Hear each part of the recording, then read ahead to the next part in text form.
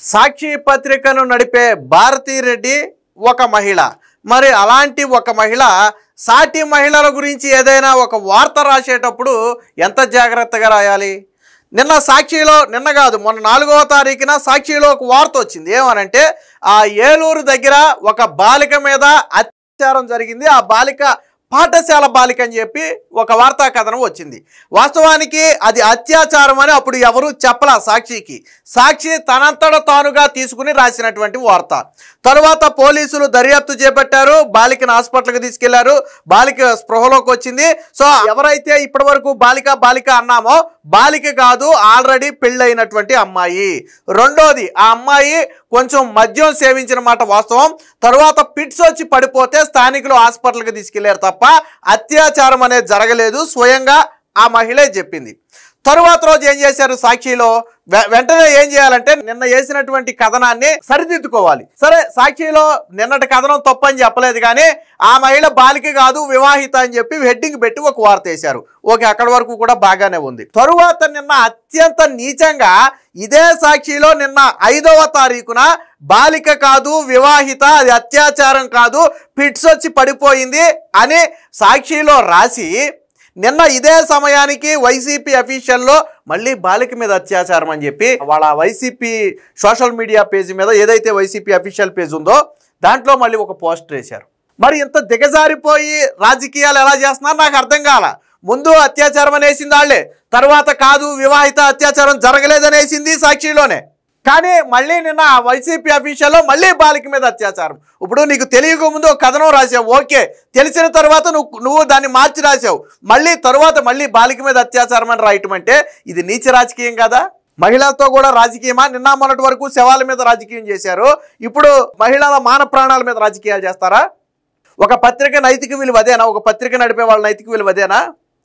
మీ సాక్షిలోనే బాలిక కాదు వివాహిత, అది అత్యాచారం కాదు అని రాసిన తరువాత వైసీపీ అఫీషియల్ పేజ్లో అత్యాచారం అని ఎలా రాస్తారో అని నేను అడుగుతున్నా. సాక్షి సమాధానం చెప్పాలా, వైసీపీ సమాధానం చెప్పాలా? అంటే ఒక కథనాన్ని వీళ్ళ పేపర్లో వండి వాచ్ చేసుకుని అదే కథనాన్ని సోషల్ మీడియా ద్వారా తిప్పడం. నిన్న వైసీపీ సోషల్ మీడియా మొత్తం కూడా ఏలూరులో ఒక బాలిక మీద అత్యాచారం. అసలు బాలిక కాదు, పెళ్ళైన ఆవిడ. రెండోది అది అత్యాచారం, అంతకంటే కాదు. ఆవిడ పిట్స్ వచ్చి పడిపోయింది. ఇది పోనీ ఎవరో చెప్తే తప్పుదో పట్టించారో అనుకోవచ్చు, స్పృహలోకి వచ్చాక ఆ అమ్మాయే చెప్పింది. మరి ఎంత దిగజారిపోయే రాజకీయాలు! దీని మీద నిన్న హోంమంత్రి కూడా ఖండించారు. మహిళల మీద రాజకీయం చేయడానికి సిగ్గు ఉండాలి కదా. పోనీ వేరే పత్రికలు అంటే అవన్నీ చంద్రబాబు నాయుడుకు అనుకూలంగా రాసినాయి, కూటమికి అనుకూలంగా రాసినాయి ఏమని మీరు అనుకోవచ్చు. మీ సాక్షిలోనే రాశారు కదా, మరి ఎంత దిగజారిపోయిన రాజకీయాలు చేయటం అంటే మరి ఏమన్నా నాకు అర్థం కావట్లేదు. అందుకే అనేది, ఇప్పుడు భారతీ రెడ్డి ఒక మహిళ కదా, ఒక మహిళ మాన ప్రాణాల గురించి ఏదైనా మనం ఒక వార్త రాస్తే ఎంత ఆలోచించి రాయాలి? రాసింది తప్పుడు వార్త, తరువాత దానికి బహిరంగ క్షమాపణ కూడా లేదా, తరువాత సరే వార్తను మార్చి మీరే రాశారా? మళ్ళీ వైసీపీ అఫీషియల్లో అదే సాక్షిలో మొన్న రాసిన వార్తను పట్టుకొచ్చి వాళ్ళు పెట్టుకుని సోషల్ మీడియాలో పోస్ట్ చేస్తారు. వైసీపీ అఫీషియల్లో నిన్న వైసీపీ సోషల్ మీడియా అంతా రాష్ట్రంలో మహిళల మీద అత్యాచారాలు. అసలు అత్యాచారమే జరగరా, కానీ రాష్ట్రంలో అత్యాచారాలు. నిన్న మొన్నటి వరకు శవ రాజకీయం చేశాం, ఈరోజు మహిళల మాన ప్రాణాల మీద రాజకీయం చేస్తున్నాం. ఇది ఎంతవరకు కరెక్టో భారతీ రెడ్డి చెప్పాలి. ఒక మహిళలకు ఎంత గౌరవం ఉంటుంది, సమాజంలో ఒక మహిళ గురించి రాసేటప్పుడు ఎంత జాగ్రత్తగా ఉండాలి, భారతీ రెడ్డికి తెలీదా? తెలియకుండానే పేపర్ నడిపేస్తుందా? ఏమి రాశారు చూడండి సాక్షిలో మొన్న. ఇదే సాక్షిలో మొన్న రాసినటువంటి వార్త ఇది. ఎప్పుడు 4వ తారీఖున రాసినటువంటి వార్త. ప్రైవేటు స్కూలు బాలికపై అర్ధరాత్రి లైంగిక దాడి అని చెప్పి ఇక్కడ ఒక ఆశ్చర్యార్థకం ఒకటి పెట్టాడు. బలవంతంగా మద్యం తాగించి మరీ కిరాతకం, ఇవన్నీ వీడు రాసినాయే, ఎవడో చెప్పలా. ఇవన్నీ ఎవరు చెప్పలా, వీళ్ళు రాసుకున్నాయే. ఒక మహిళ పడిపోయింది కాబట్టి, ఆ పక్కన వైన్ షాప్ ఉంది కాబట్టి ఎవరో తాగుబోతులు ఆ మహిళని అత్యాచారం చేశారు, అంతే. ఎవడో చెప్పక్కర్లా, దాన్ని ఎవడో తేల్చక్కర్లా, సాక్షియే డిసైడ్ చేసి రాసేసుకుంటుంది. అంటే రాష్ట్రంలో ఎక్కడైనా ఒక మహిళ పొరపాటున చీకటపడిన తర్వాత ఎక్కడైనా రోడ్డు పక్కన ఒక మహిళ పడిపోయి కనపడితే ఇక అత్యాచారం జరిగినట్టే. ఇంత దిక్కుమాలిన పేపర్ నేను ఎక్కడా చూడలా. ఏలూరులో దారుణం, ఓ సందులో అపస్మారక స్థితిలో పడి ఉన్న బాలిక జీజీహెచ్కు తరలించిన పోలీసులు. ఏలూరులో సోమవారం అర్ధరాత్రి మైనర్ బాలికపై లైంగిక దాడి కలకరం లేపింది. మైనర్ బాలిక అంట, ఇలా రాసేశారు, పెళ్ళైన అమ్మాయిని పట్టుకుని మైనర్ బాలిక అంట. బాలికను మద్యం తాగించి మరీ దుండగులు కిరాతకానికి ఒడిగట్టినట్లుగా తెలుస్తుంది. ఎక్కడ తెలిసిందో నాకు తెలియదు. మరి 12 పంపుల సెంటర్ సమీపంలో పూలకొట్టు ప్రాంతంలో చీకటిగా ఉన్న సందులో ఒక బాలిక అపస్మారక స్థితిలో పడి ఉండటంతో స్థానికులు గమనించి పోలీసులకు సమాచారం ఇచ్చారు. పోలీసులు ఆమెను ఏలూరు జీజీహెచ్కు తరలించారు. ఆమెను పరీక్షించిన వైద్యులు లైంగిక దాడి జరిగినట్టుగా అనుమానం వ్యక్తం చేశారట. మీరు ఏ వైద్యులతో మాట్లాడారు? ఏ వైద్యులు లైంగిక దాడి జరిగినట్టుగా అనుమానం వ్యక్తం చేశారు? నేను అడుగుతున్నా, నేను సాక్షిని అడుగుతున్నా. వీళ్ళు ఏ వైద్యులతోనూ మాట్లాడాల. సాక్షి తనంతట తానుగా రాసినటువంటి కథనం ఇది. బాలిక అని చెప్పి రాశారు. ఇంకా దారుణం, స్కూల్ యూనిఫామ్ అంటే ఎదురుంటుంది చూడండి. పూర్తి స్థాయిలో పరీక్షల అనంతరం నిర్ధారిస్తామని వెల్లడించారు. బాలిక మద్యం మత్తులో ఉండటంతో ఆమె చేత దుండగులు బలవంతంగా తాగించి ఆ ఆకృత్యానికి పాల్పడి ఉండవచ్చని పోలీసులు భావిస్తున్నారు. ఇక్కడ రాసిన నిజం ఏంటంటే ఆ అమ్మాయి ఆ టైంలో కొద్ది మద్యం తాగిన మాట వాస్తవం. మద్యం తాగిన మాట వాస్తవం. అయితే దీన్ని ఎలా రాశాడు? దుండగులు తాగించి అత్యాచారం చేసుంటారని రాశాడు. ఇది కూడా ఈడి కల్పితమే, సాక్షి కల్పితమే. ఆమె ఎవరనేది తెలియలేదన్నారు. ఇక ఇక్కడ చూడండి, ఆమె స్కూల్ యూనిఫామ్ ఉండటంతో ప్రైవేటు స్కూలు విద్యార్థినిగా భావిస్తున్నారు. ఏలూరు 2 టౌన్ సిఐ అశోక్ కుమార్ ఘటనా స్థలాన్ని పరిశీలించి దర్యాప్తు చేస్తున్నారు. ఆమె స్కూలు విద్యార్థిన, చెత్త ఏరుకునే బాలికన అనేది కూడా తేలాల్సి ఉందని చెప్తున్నారు. స్కూల్ యూనిఫామ్ ఉందని ఈడే చెప్తాడు, చెత్త ఏరుకునే బాలికేమోనని చెప్పి మళ్ళీ ఈడే రాస్తాడు. నీకు స్కూల్ యూనిఫామ్ ఉందని నువ్వు అంత కరాఖండిగా చెప్పినప్పుడు చెత్త ఏరుకునే బాలికనని మళ్ళీ కింద రాసావు. అసలు స్కూల్ యూనిఫామ్ ఎందుకుంది? స్కూల్ యూనిఫామ్ ఎక్కడుంది అమ్మాయికి? ఎంత దారుణంగా రాశాడో చూడండి. బాలిక అపస్మారక స్థితిలో పడి ఉన్న ప్రాంతానికి సమీపంలోనే మద్యం దుకాణం ఉండటం, ఆ ప్రాంతంలో గంజాయి బ్యాచ్ సంచారం ఇటీవల పెరగడంతో ఘటనపై అనేక సందేహాలు వ్యక్తమవుతున్నాయి. మరి గంజాయి బ్యాచ్ ఏలూరు పరిసర ప్రాంతాల్లో తిరుగుతుందని నువ్వు అంత కరాఖండికి రాసినప్పుడు అదేదో ఏగల్ టీంకి సమాచారం ఇస్తే గంజాయి బ్యాచ్ని పట్టుకుందరు కదా. నువ్వు గంజాయి బ్యాచ్ ఏలూరులో గంజాయి బ్యాచ్ తిరుగుతుందని చెప్తున్నావు కదా, ఇటీవల సంచారం పెరిగిందన్నావు కదా, అంటే నీకు ఐడియా ఉంది కదా గంజాయి బ్యాచ్ గురించి. మరి పోలీసులకు సమాచారం ఇవ్వచ్చుగా, పలానా ప్లేస్లో గంజాయి బ్యాచ్ తిరుగుతుందో పట్టుకోండి అని. ఎందుకు ఇవ్వలేదు? ఆ పక్కన మద్యం దుకాణం ఉంది కాబట్టి ఎవరో అత్యాచారం చేశారని రాశాడు. తరువాత ఇది 4వ తారీఖున రాసిన కథనం. 5వ తారీఖున ఇదే సాక్షిలో ఏం రాశారో చూడండి. కనీసం నిన్న మేము రాసిన కథనం పొరపాటుని కూడా ఎక్కడ క్షమాపణ చెప్పకుండా 5వ తారీఖున సాక్షిలో రాసింది ఆమె బాలిక కాదు, వివాహిత. మద్యం తాగి పిట్స్ వచ్చి అపస్మారక స్థితిలోకి వెళ్ళింది. ఏలూరు డిఎస్పీ శ్రావణ్ కుమార్ వెల్లడి అని చెప్పి రాశారు. ఏలూరులోని 12 పంపుల సెంటర్ వద్ద అపస్మారక స్థితిలో పడి ఉన్న ఆమె బాలిక కాదని, వివాహిత అని డి శ్రావణ్ కుమార్ చెప్పారు. ఆ మహిళ వివరాలను ఏలూరు 2 టౌన్ సిఐ అశోక్ కుమార్తో కలిసి డిఎస్పీ మంగళవారం వెల్లడించారు. అపస్మారక స్థితిలో ఉన్న ఆ మహిళ ఏలూరు జీజీహెచ్లో చికిత్స పొందుతూ స్పృహలోకి వచ్చి తన వివరాలు వెల్లడించిందని తెలిపారు. ఆమె సోమవారం రాత్రి 8 గంటల సమయంలో ఏలూరు పవర్పేట రైల్వే స్టేషన్ సమీపంలోని కార్తికేయ వైన్స్లో మద్యం కొని తాగిందని చెప్పారు.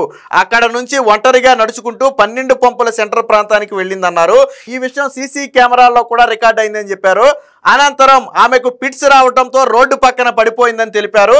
స్థానికులు మంచినీళ్లు పట్టించేందుకు ప్రయత్నించగా అప్పటికే అపస్మారక స్థితిలోకి వెళ్ళిందని, ఈమె దోబచెర్లకు చెందినటువంటి మహిళ అని తెలిపారు. సో ఈ మహిళ మద్యం కొన్నది సీసీటీవీ రికార్డులో ఉంది, నడుచుకుంటూ వెళ్ళింది సీసీటీవీ రికార్డులో ఉంది. సో బాలిక అంతకంటే కాదు, స్కూల్ యూనిఫామ్ అసలు లేదు.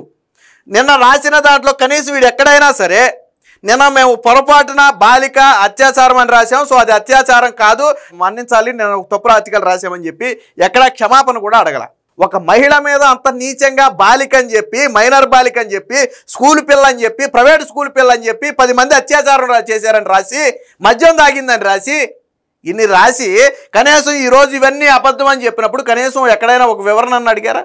సరే, ఇది కూడా 5వ తారీఖున వచ్చింది కదా, అంటే 5వ తారీఖు నాటికి, అంటే నిన్నటికి అది అత్యాచారం కాదు, ఆ అమ్మాయి బాలిక కాదు అనే విషయం తెలిసింది కదా.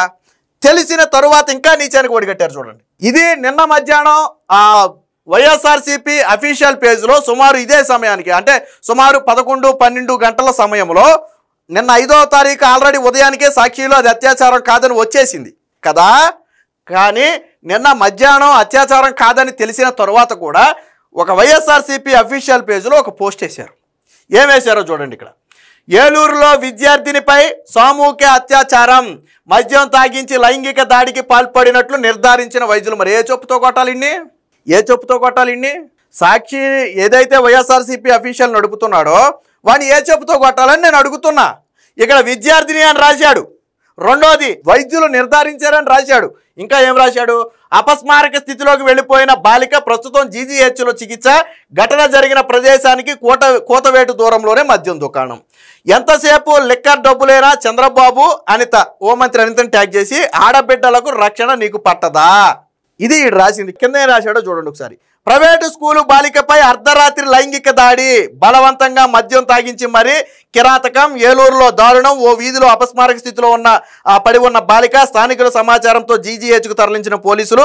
లైంగిక దాడి జరిగినట్లుగా వైద్యులు అనుమానం. ఈయన ఏ చెప్పుతో కొట్టాలని నేను ఎందుకు అన్నాను అంటే, ఇక్కడేమో లైంగిక దాడి జరిగినట్లుగా అనుమానం అని రాశాడు, కానీ అప్పటికే అది లైంగిక దాడి కాదని వాళ్ళ సాక్షిలోనే వచ్చింది. ఇక్కడేమో వైద్యులు నిర్ధారించారని రాశాడు.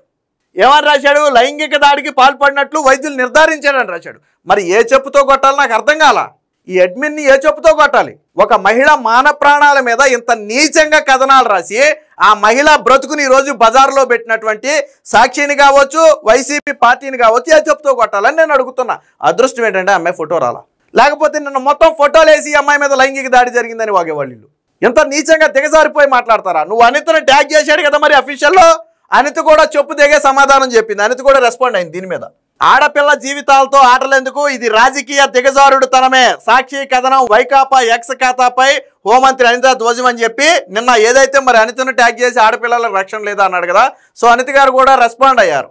రెస్పాండ్ అయ్యి ఆవిడ కూడా గట్టిగానే నిలదీసింది. ఆవిడ ఏలూరులో వివాహిత మద్యం తాగి అపస్మారక స్థితిలోకి వెళ్లి ఆసుపత్రిలో చికిత్స పొందితే ప్రైవేటు స్కూలు బాలికపై లైంగిక దాడి అని సాక్షిలో కథనాలు రాశారు అని మండిపడ్డారు.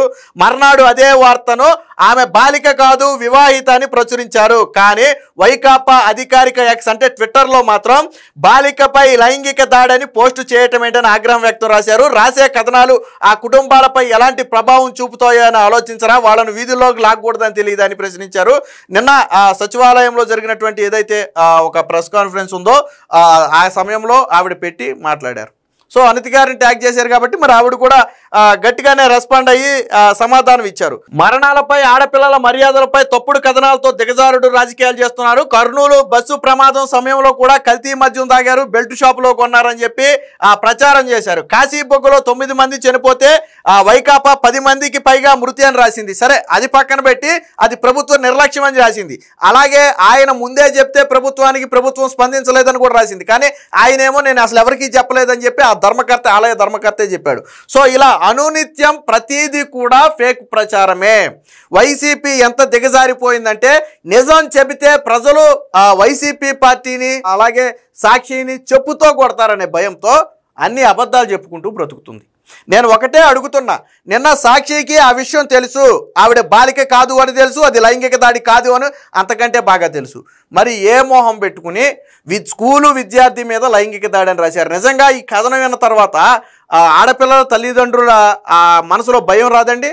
నిజంగా ఆ కథనం చదివిన తర్వాత ఇప్పుడు ఏలూరు లాంటి ఒక సిటీలోనే, ఏలూరు అనేది చిన్నదేం కాదు, సో ఏలూరు లాంటి ఒక సిటీలోనే ఒక స్కూల్ విద్యార్థి మీద లైంగిక దాడి జరిగిందని వార్త వస్తే ఆ పిల్లలనే స్కూల్కి కాలేజీలకు పంపే తల్లిదండ్రులు ఎంత బెంబేలు ఎత్తిపోతారు, వాళ్ళలో ఎంత భయం వస్తుంది? కనీస ఇంగిత జ్ఞానం ఉండాలి కదా. ఆ మహిళ ఏలూరు ప్రాంతానికి చెందిన మహిళ కాదు, సరే ఎక్కడనేది పక్కన పెడితే బాలిక అంతకంటే కాదు, మైనర్ అంతకంటే కాదు, మద్యం తాగిన మాట మాత్రం వాస్తవం, కానీ అత్యాచారం అనేది కూడా అవాస్తవం. మరి సాక్షిలో ఎలా రాశారు కథనాలు? భారతీరెడ్డి ఒక మహిళ ఉండి సాక్షి పత్రికను నడుపుకుంటూ ఇతర మహిళల మీద ఎంత నీచంగా కథనాలు రాయడానికి సిగ్గు అనిపించట్లేదా? నేను అడుగుతున్నా. జగన్మోహన్ రెడ్డి ఖచ్చితంగా సమాధానం చెప్పాలా. వైసీపీ అఫీషియల్ పేజ్లో ఒక విద్యార్థిని మీద లైంగిక దాడి అని తప్పుడు కథనం రాశారు. ఎందుకు రాశారు? శ్యామల లాంటి వాళ్ళు నోరెందుకు తెరవట్లేదు? సో కాబట్టి సాక్షిలో వచ్చేది కావచ్చు, వైసీపీ పార్టీ సోషల్ మీడియాలో వచ్చేది కావచ్చు, ప్రతిదీ కూడా కూటమి ప్రభుత్వం మీద బురద జల్లటానికే తప్ప అందులో ఎటువంటి వాస్తవం కూడా ఉండదు.